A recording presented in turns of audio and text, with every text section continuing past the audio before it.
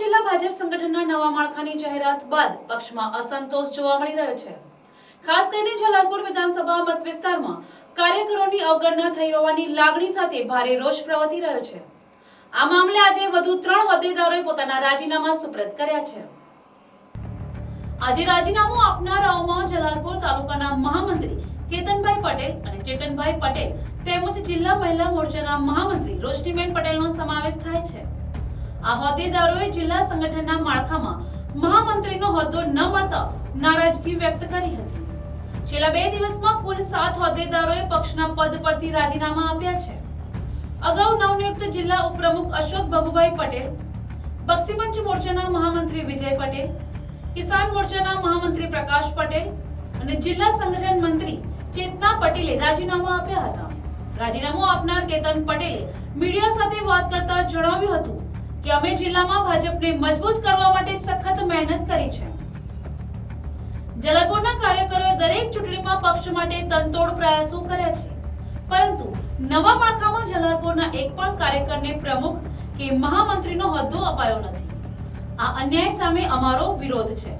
અમે હોદ્દા છોડી રહ્યા છીએ, પરંતુ ભાજપના સક્રિય કાર્યકર તરીકે કામ કરતા રહીશું।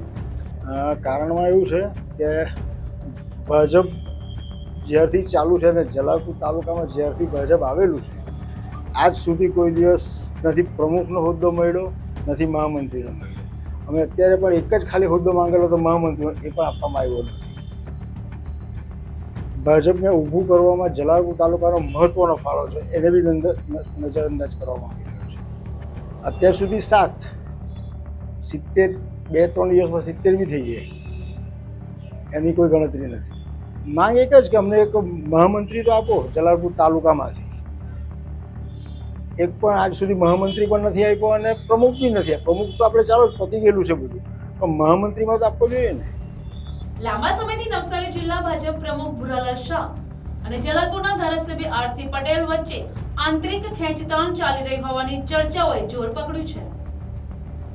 આ મુદ્દે ધારાસભ્ય આરસી પટેલે પ્રદેશ ભાજપ મહામંત્રી પ્રશાંત કોરાટ સાથે ટેલિફોનિક વાતચીત કરી હોવાનું જણાવ્યું હતું। હાલમાં જિલ્લા ભાજપ પ્રમુખ ભુરાલાલ શાહ અંગત કામ અર્થે બહાર હોવાથી તેઓ પરત ફરે ત્યારે હજુ વધુ રાજીનામા પડે તેવી શક્યતા સેવાઈ રહી છે।